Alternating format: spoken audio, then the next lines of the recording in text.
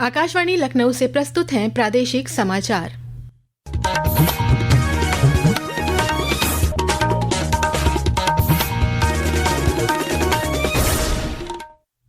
मुख्य समाचार। केंद्रीय मंत्रिमंडल ने सीजन 2026-27 के लिए गन्ने का उचित और लाभकारी मूल्य 365 रुपए प्रति क्विंटल किया तय। कपास उत्पादकता मिशन को दी मंजूरी।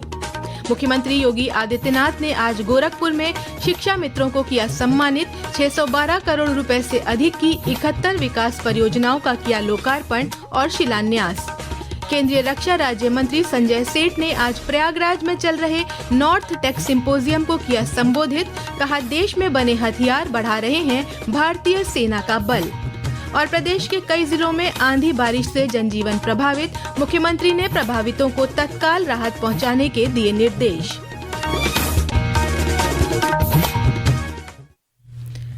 नमस्कार, प्रदेश के समाचारों के साथ मैं तनवीर फातिमा और अब समाचार विस्तार से।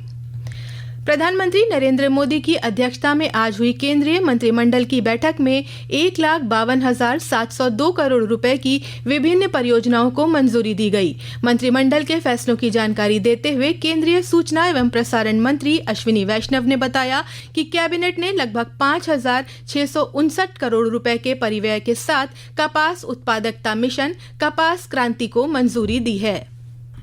5,659 करोड़ रुपए का ये प्रोजेक्ट है जिसके 3 कंपोनेंट्स हैं। पहला कंपोनेंट रिसर्च, दूसरा प्रोडक्शन की टेक्नोलॉजीज को बढ़ाना और तीसरा न्यू एज फाइबर्स के लिए किसानों को प्रोत्साहित करना। ये प्रधानमंत्री जी का विजन है 5F, फार्म से फाइबर बनाना, फाइबर से फैक्ट्री में जाना, फैक्ट्री से फैशन, फैशन से फॉरेन शोर्स तक कॉटन का पूरी सप्लाई चेन को मेंटेन करना। कस्तूरी कॉटन, इसकी प्रॉपर मार्केट में स्थापना करवाना, ये भी इस मिशन का पार्ट है।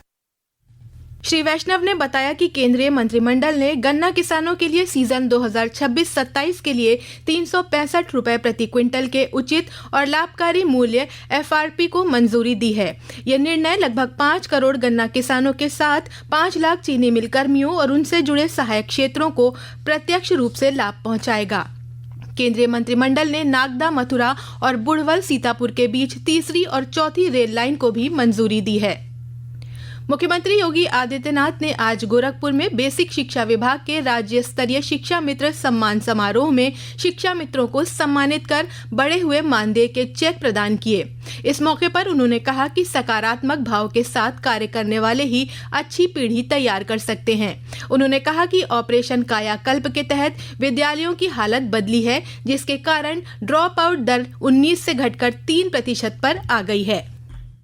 99% तक पहुंच चुका है। इसका मतलब इन विद्यालयों में सभी प्रकार की सुविधाएं उपलब्ध करवाई गई हैं और परिणाम क्या है? ड्रॉप आउट रेट 19% से घट करके 3% पे आया है। जो बच्चे असमय स्कूल छोड़ते थे, एक बच्चे का स्कूल छोड़ने का मतलब केवल स्कूल नहीं छोड़ता, एक बच्चे का स्कूल छोड़ने का मतलब राष्ट्रीय क्षति भी है।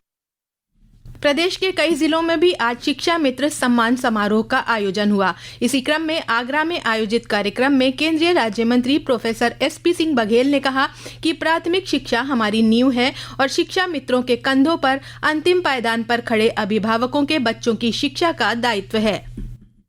प्राइमरी एजुकेशन हमारी नींव है। अगर नींव कमजोर हो जाएगी तो उसके ऊपर महल नहीं बन पाएगा। अध्यापक राष्ट्र की संपत्ति के चतुर्माली होते हैं और वो बच्चों के संस्कारों को अपने श्रम से सींचकर महाप्राण शक्तियां बनाते हैं। मुख्यमंत्री योगी आदित्यनाथ ने आज गोरखपुर में 612 करोड़ रुपए से अधिक की 71 विकास परियोजनाओं का लोकार्पण और शिलान्यास किया। इनमें कल्याण मंडप के लोकार्पण, एकीकृत मंडलीय कार्यालय समेत कई परियोजनाओं का शिलान्यास शामिल है।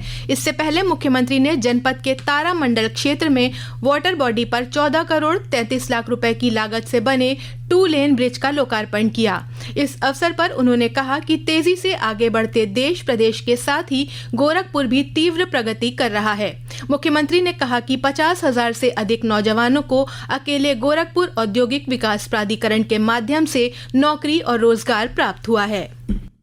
गोरखपुर का नाम सुनकर के लोग डरते थे, कोई निवेश नहीं करने आता था। यहाँ का नौजवान अपनी पहचान के लिए मोहताज था, नौकरी के लिए उसको देश के अंदर भटकना पड़ता था। आज उसको भटकना भी नहीं है, पहचान छुपाना भी नहीं है। 50,000 से अधिक नौजवानों को अकेले गोरखपुर में, गीडा में जो उद्योग लगे हैं, उन उद्योगों के माध्यम से नौकरी मिली है। गोरखपुर के और पूर्वी उत्तर प्रदेश के नौजवानों को प्राप्त हुआ है। केंद्रीय रक्षा राज्य मंत्री संजय सेठ आज प्रयागराज में चल रहे नॉर्थ टेक सिंपोजियम में शामिल हुए।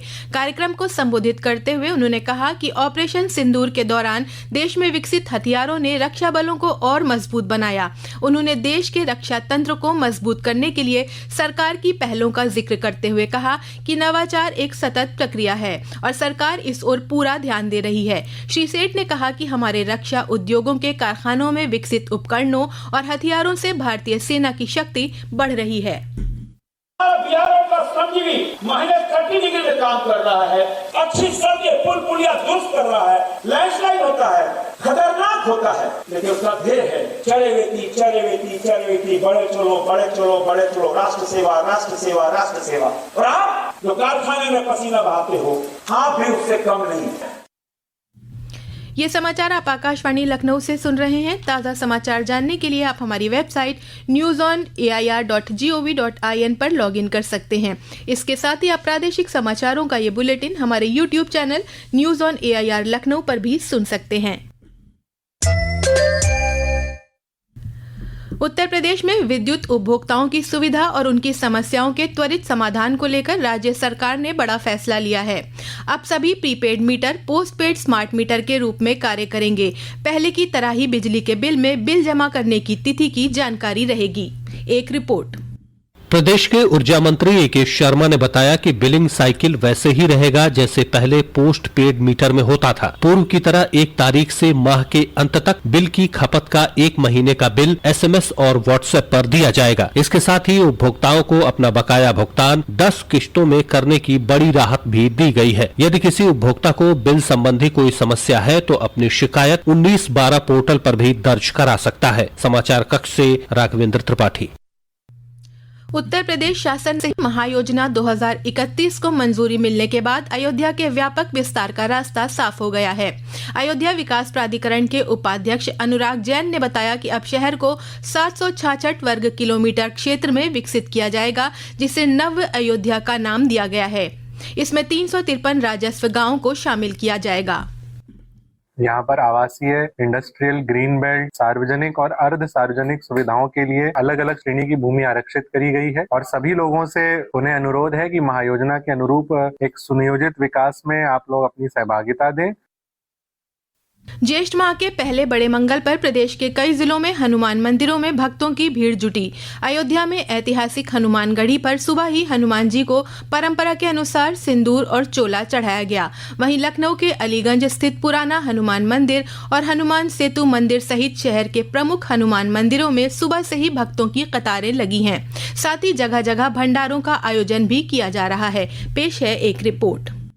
नगर निगम ने भंडारों के आसपास स्वच्छता के लिए सफाई कर्मियों की ड्यूटी लगाई है। नगर आयुक्त गौरव कुमार ने आगामी सभी बड़ा मंगल पर भंडारा लगाने की सूचना कंट्रोल रूम के नंबर 1533 पर फोन करके देने को कहा है, ताकि भंडारा स्थल के पास सफाई और स्वच्छ पीने का पानी उपलब्ध कराया जा सके। मुमताज अली, आकाशवाणी समाचार, लखनऊ। प्रदेश के कई हिस्सों में आंधी और बारिश से जनजीवन प्रभावित हुआ है। मौसम विभाग के मुताबिक प्रदेश के पूर्वी और पश्चिमी जनपदों में कल भी तेज हवाओं के साथ बारिश और आकाशीय बिजली गिरने की आशंका है। मुख्यमंत्री योगी आदित्यनाथ ने अधिकारियों को प्राकृतिक आपदा से प्रभावित लोगों को 24 घंटे के भीतर राहत राशि उपलब्ध कराने के निर्देश दिए हैं। उन्होंने जिलाधिकारियों को फील्ड में रहकर राहत और बचाव कार्यों पर लगातार निगरानी करने को कहा है। IPL क्रिकेट में 7 मई को लखनऊ के इकाना स्टेडियम में लखनऊ सुपर जायंट्स और रॉयल चैलेंजर्स बेंगलुरु के बीच मुकाबला खेला जाएगा। मैच को लेकर रॉयल चैलेंजर्स बेंगलुरु की टीम ने लखनऊ पहुंचकर अभ्यास शुरू कर दिया है। और अंत में मुख्य समाचार एक बार फिर। केंद्रीय मंत्रिमंडल ने सीजन 2026-27 के लिए गन्ने का उचित और लाभकारी मूल्य 365 रुपए प्रति क्विंटल किया तय। कपास उत्पादकता मिशन को दी मंजूरी। मुख्यमंत्री योगी आदित्यनाथ ने आज गोरखपुर में शिक्षा मित्रों को किया सम्मानित। 612 करोड़ रुपए से अधिक की 71 विकास परियोजनाओं का किया लोकार्पण और शिलान्यास। केंद्रीय रक्षा राज्य मंत्री संजय सेठ ने आज प्रयागराज में चल रहे नॉर्थ टेक सिंपोजियम को किया संबोधित। कहा, देश में बने हथियार बढ़ा रहे हैं भारतीय सेना का बल। और प्रदेश के कई जिलों में आंधी बारिश से जनजीवन प्रभावित। मुख्यमंत्री ने प्रभावितों को तत्काल राहत पहुंचाने के दिए निर्देश। इसी के साथ प्रादेशिक समाचारों का ये बुलेटिन समाप्त हुआ। अगला बुलेटिन रात 8 बजे FM पर प्रसारित किया जाएगा।